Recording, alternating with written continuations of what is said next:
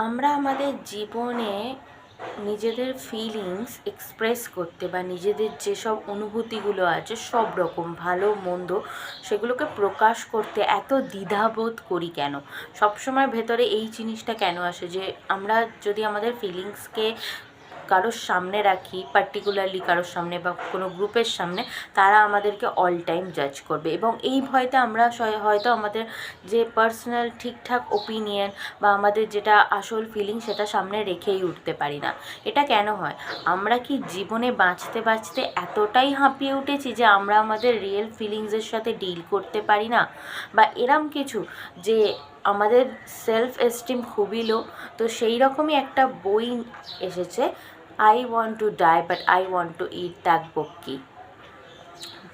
বইটার মধ্যে লেখিকা তার সাইকিয়াট্রিস্টের সাথে যেসব কনভারসেশন হয়েছে, যেসব সেশন হয়েছে, সেগুলোই এই বইটার মধ্যে তুলে ধরা হয়েছে এবং লেখিকা এটা আশা করেছেন যে ওনার মতো আরও যারা অনেকে রয়েছেন যাদের মানে সেলফ এস্টিম খুবই লো, তারা এই বইটার থ্রু হেল্প পাবে। The runway Korean bestseller I want to die but I want to eat তাকবক্কি।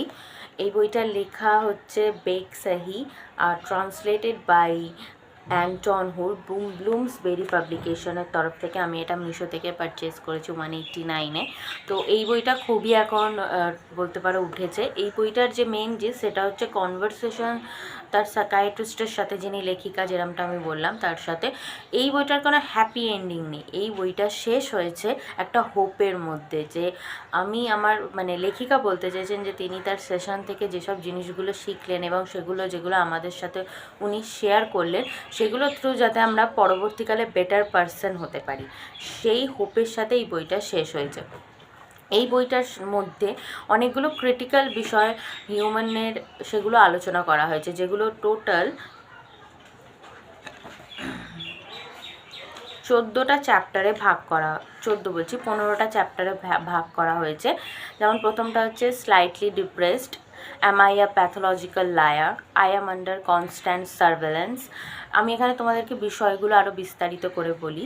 Slightly depressed মানে হচ্ছে আমাদের মধ্যে অনেকে যারা টিনেজার বা যারা একটু বেশি বয়সী, বয়স্কদের মধ্যে কিছু কিছু ক্ষেত্রে হয় যে তারা সবসময় একটা ডিপ্রেশন অনুভব করে। তাদের মধ্যে সবসময় আসে যে কোনো কিছুই ভাল লাগছে না, কিছু করতেই মন চাইছে না। সেটাই হচ্ছে স্লাইটলি ডিপ্রেশন। সেটা কেন হয় আর সেটার সাথে কীরকমভাবে ডিল করব, সেটার আমাদের পয়েন্ট অফ ভিউটা কী হওয়া উচিত, সেটাই এই চ্যাপ্টারটায় আলোচনা করা হয়েছে। নেক্সট হচ্ছে am I A pathological liar. অনেক ক্ষেত্রে আমরা নিজেদেরকে সব সময় জাজ করি, বিশেষ করে আমার ক্ষেত্রে হয়। অনেকেই আছে নিজের প্রত্যেকটা অ্যাক্টিভিটিকে না সে প্রচুর পরিমাণে স্ক্রুটিনি করে। হ্যাঁ, এটা আমাদেরকে বলা হয়েছে ঠিকই যে সব সময় নিজের দোষটা আগে দেখবে, বাট অল টাইম নিজের দোষটা দেখতে গিয়ে না আমরা বাঁচাটাই ভুলে যাই। কিছু কিছু টাইম, এই বইটাতে মেন যে জিনিসগুলো বলা হয়েছে, যে কিছু কিছু টাইম তুমি ভালনারেবল ফিল করতেই পারো, কিছু কিছু টাইম তুমি সেলফিশ ফিলও করতে পারো, তাতে কোনো দোষ নেই। সবসময় যদি এটা মনে হয়, মানে এখানে প্যাথোলজিক্যাল লায়ার মিন্স আমরা অনেকে আছি যে ধরো আমরা আমাদের পার্টনারের সাথে কোথাও গেছি বা বন্ধুদের সাথে, এবং তাদের কিছু চয়েসেস আমাদের ভালো লাগেনি, আমরা ওপেনলি সেটা না বলে আমরা একটা ভালো মুখোশ পরে নিয়ে বলছি হ্যাঁ হ্যাঁ এটা তো খুব সুন্দর। তো এটাই বলার পর আবার বাড়ি এসে মনে হচ্ছে যে মা আমি মিথ্যে বললাম, আমি কি এরম মিথ্যেবাদী হয়ে যাচ্ছি? বাট এটা তুমি দুভাবে দেখতে পারো। এক, তুমি ডাইরেক্ট আনসারটা দিতেই পারতে, দাওনি, সেটা তোমার ব্যাপার। আর আরেকটা, তুমি তোমার বন্ধুর মন রাখতে বা কারোর সাথে ভালো বিহেভ করতে সেই জিনিসটা করেছো। নেক্সট হচ্ছে I am under constant surveillance, মানে হচ্ছে আমি আমার প্রত্যেকটা মুভকে বিশাল ডিপলি দেখছি। ছোট থেকে ছোট জিনিসকে আমি নিজের প্রচুর পরিমাণে সার্ভেলেন্সে রাখছি। আমি কেন মিথ্যে বলছি, আমি কেন দেরি করে উঠছি, আমার লাইফটা ডিপ্রেসড কেন, অল টাইম নিজেকে নিয়ে ভাবতে ভাবতে আমি আসল বাঁচাটাই ভুলে যাচ্ছি। My desire to become special isn't special at all. আমি এই চ্যাপ্টারটার মধ্যে হচ্ছে যে আমি অল টাইম সবার কাছে স্পেশাল হতে চাইছি। আমি চাইছি সবাই আমার অ্যাটেনশন দিক, বাট আদেও কি এটা সত্যি? মানে আমি কি সত্যি সবার অ্যাটেনশন চাই? যখন আমি সবার থেকে অ্যাটেনশন সিক করছি সেটা ভালো লাগছে, কিন্তু যখনই মানুষটা আমাকে ফুল অ্যাটেনশন দিতে আরম্ভ করছে তখন সেটা আমার মাথা ব্যথা হয়ে যাচ্ছে। কারণ অল টাইম যদি কেউ তোমাকে স্পেস না দেয়, সবসময় তোমার সাথে চিপকে থাকে, তখন তো স্বাভাবিক তোমার মাথা খারাপ হবে। তাহলে এই সব কিছুই তোমার মাথার মধ্যে রয়েছে। নেক্সট হচ্ছে the god damn self esteem, যেটা আমি প্রথমেই বললাম যে যাদের খুব লো সেলফ এস্টিম, মানে সব সময় সে সব নিজেকেই দোষী মনে করে। ধরো এটা আমার ক্ষেত্রে বেশিরভাগ হয়, কেউ ধরো আমার সাথে ভালোভাবে কথা বলছে, পরের দিন সে একটু কম কথা বলেছে, আমার মনে হচ্ছে এ মা আমি কি কিছু করে বসলাম, ও আমার সাথে এরমভাবে কেন কথা বলছে। এটার যে আরেকটা দিক হতে পারে যে হয়তো ওর দিক দিয়ে কিছু হয়েছে বা ওর লাইফে কিছু হয়েছে, সে ওই জন্য হয়তো আমার সাথে কম কথা বলছে, সেটা ভাবছি না। মানে সব কিছুর জন্য আমি নিজেকে দায়ী করছি। আমার যদি কেউ দেখে না হাসে, আমার মনে হবে যে আমাকে দেখতে ভালো না, তাই হয়তো সে আমাকে দেখে হাসছে না। তো এই রকম সব বিষয়গুলো এতে রিলস করা রয়েছে। নেক্সট হচ্ছে what should I do to know my self better. যাদের এরম লো সেলফ এস্টিম রয়েছে না, তাদের উচিত নিজেকে ভালোভাবে জানা, নিজেদের সেলফ কনফিডেন্স, নিজেদের সেলফ এস্টিম বিল্ড করা। এবং সেটা কিভাবে বিল্ড করবে না, নিজেদেরকে ভালোভাবে জানতে হবে তুমি কি জিনিসে ভালো, সেইটা থেকে ভালোবাসা শুরু করতে হবে। এমন তো নয় যে আমার বিষয় সব জিনিসই খারাপ হবে, তোমার বিষয় সব জিনিসই খারাপ হবে। কিছু তো একটা জিনিস আছে, দুনিয়ার যে কোনো মানুষ বা যে কোনো জিনিসই যত খারাপই হোক না কেন, তার মধ্যে একটা জিনিস এমন থাকে সে সেটা প্যাশনেটভাবে করে, তো সেই জিনিসটা দিকেই দেখতে হবে। রেগুলেটিং, জাজিং, বিং ডিসঅ্যাপয়েন্টেড, লিভিং, মানে হচ্ছে যে আমি অন্যকে জাজ করি, কিন্তু কেউ যদি আমাকে জাজ করতে আসে তখন আমার খারাপ লাগে, আমি ডিসঅ্যাপয়েন্ট হয়ে যাই, এটা তো ঠিক না। এটা হচ্ছে এই চ্যাপ্টারের জিস্ট। মেডিকেশন সাইড এফেক্ট, তোমরা কি জানতে অ্যাকাথিসিয়া নামে একটা রোগ আছে যেটা মেডিকেশনের সাইড এফেক্টে হয়, বা অনেক সময় এই অ্যাকাথিসিয়া হচ্ছে যে কোনো জায়গায় স্থির হয়ে না বসে থাকা, মানে তুমি একটা জায়গায় স্থির হয়ে বসতেই পারছো না, কিছু না কিছু তাই চাই তোমার, তুমি স্থির হয়ে বসতে পারছো না, এই সমস্যাটাকে অ্যাকাথিসিয়া বলে, যেটা আমি এই বইটা থেকেই ফার্স্ট জানতে পারলাম। আর এগুলো অনেক সময় মেডিকেশনের সাইড ইফেক্টে হয়, মানে অন্য টাইমও হয়, যারা বেশি অ্যান্টি ডিপ্রেশন ট্যাবলেটস বা এসব নেয় তাদের ক্ষেত্রে বেশি হয়। Obsession with appearance and historic personality disorder, মানে অনেকের মধ্যে আছে যে সে সবসময় নিজেকে নিয়ে, নিজের পার্সোনালিটিকে নিয়ে খুব বেশি কনসার্ন থাকে, সবাই থাকে বাট কারোর কারোর মধ্যে বেশি থাকে, যার জন্য আজকের দুনিয়ায় বোটক্স, প্লাস্টিক সার্জারি, মানে এটসেট্রা বেরিয়েছে, লিপ প্লাম্পিং, সে সবসময় কন্টিনিউয়াসলি নিজের পার্সোনালিটিটাকে ড্রাস্টিক চেঞ্জে নিয়ে যেতে পারে। বাট তোমাকে এটা তোমার মাথায়, অনেকের মাথায় থাকে যে হ্যাঁ আমি তো নিজেকে ভালোবাসবো, নিজেকেই যেরম হই সেরমই ভালোবাসা উচিত, কিন্তু কোথাও যেন সে নিজের পার্সোনালিটি নিয়ে insecure. Why do you like me well you still like me if I do this or do this. আমরা যখনই কাউকে ভালোবাসি না, তখনই আমরা তাদের উপর বার্ডেন দিয়ে ফেলি, সবসময় তাদেরকে এইরকম সিচুয়েশানে রাখি যে তুমি আমাকে ভালোবাসবে, যদি আমি এটাও করি তাহলেও তুমি আমায় ভালোবাসবে। উদাহরণ হিসাবে ধরো আমি কাউকে ভালোবাসছি এবং আমি নিজেকে নিয়ে এতটাই ইনসিকিওর যে সে কোনো দিন আমায় ছেড়ে দেবে, বর্তমানে ভালোভাবে বাঁচার থেকে আমি ভবিষ্যৎ নিয়ে এতটাই ভাবছি যে আমি তাকে উল্টোপাল্টা প্রশ্ন করে তাকে বিরক্ত করছি।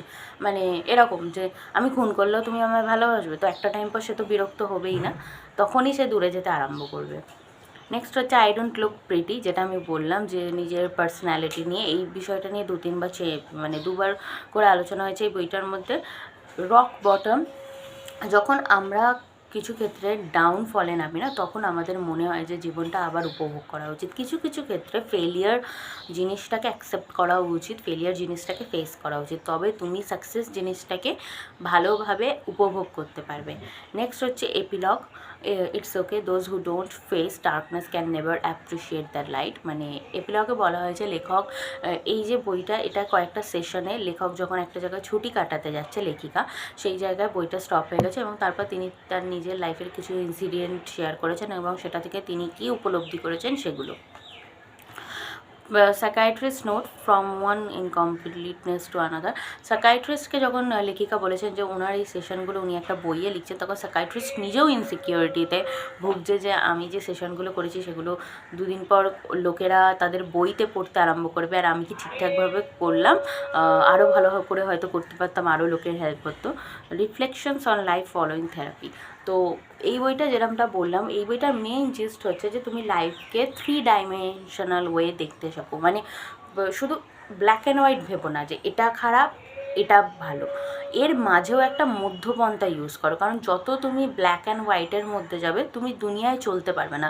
তোমার ফ্রেন্ড সার্কেল কম হয়ে যাবে, তোমার ওয়ার্ক সার্কেল কম হয়ে যাবে, তুমি নিজে আইসোলেটেড ফিল করবে। কারণ একটা মানুষের ধরো একটা বিহেভিংয়ের উপর জাজ করে তুমি যদি তাকে ছেড়ে দাও, কথা বলা ছেড়ে দাও, তার আলাদা দিকগুলোকে তুমি মাথায় না রাখো, তখনই কিন্তু রিলেশনশিপস বলো বা সম্পর্কে ভাঙনটা ধরে।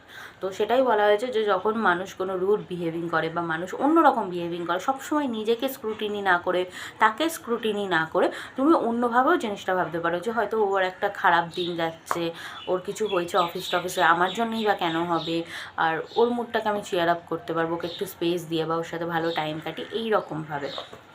তো ওভারঅল বইটা ভালো লেগেছে। অন্যান্য সেলফ হেল্প বইয়ের থেকে এই বইটা একদমই আলাদা। আর বইটা আমি মানে বলবো যে পেজ সংখ্যাও খুব কম রয়েছে, 192 পেজ। এটা তোমরা মিশোয়ে 200 টাকার মধ্যে পেয়ে যেতে পারবে। আর পেজ কোয়ালিটি তো খুবই ভালো। যাদের সেলফ লো এস্টিম আর যারা কোরিয়ান বই পড়তে ভালোবাসো, এখানে কোরিয়ান 2-3টে সাবজেক্ট নিয়েও খুব ছোটো ছোটো 2-3 লাইনে আলোচনা করা হয়েছে। দেখো, কোরিয়ান হোক, ইন্ডিয়ান হোক, বাঙালি হোক, গুজরাটি হোক, যে কোনো হোক, সবার মধ্যে একটা লো সেলফ এস্টিম কাজ করে, সবসময় সে নিজেকে লো ভাবে। তো সেই ক্ষেত্রে থেরাপিটা আমার মনে হয় যে আমরা তো চাইলেই কাউন্সেলিং বা থেরাপি নিতে পারি না। অনেকের মাথায় আছে কাউন্সেলিং নিলেই সমাজ আমাকে পাগল বলবে, আবার অনেকের আছে কাউন্সেলিং নিতে চায়, থেরাপি নিতে চায়, বাট সেটা একটু এক্সপেন্সিভ বলে সে ক্যারি করতে বা বড় করতে মানে কি বলবো করতে পারে না। তো সেই ক্ষেত্রে তোমরা এইরকম বইগুলো পড়তে পারো। সব সেলফ হেল্প বুক পড়বে এরকমটা আমি একদমই বলবো না, তবে এই বইটা তোমরা পড়তেই পারো। অনেক ছোটো ছোটো প্রশ্ন উত্তর পাবে। এতে একবারেই জোর দিয়ে বলা হয়নি যে এটাই করো, এটাই করতে হবে। যেহেতু একটা সাইকিয়াট্রিস্টের সাথে কনভারসেশন, তো এখানে খুব কুললি যে বিষয়গুলো আমাদের মাথায় ঘুরে সেগুলোর খুব সিম্পলি আনসার দেওয়া রয়েছে সুন্দরভাবে। তো ওভারঅল এই বইটা আমার ভালো লেগেছে। এরকম বইয়ের আরও শর্ট সামারি রিভিউ পেতে অবশ্যই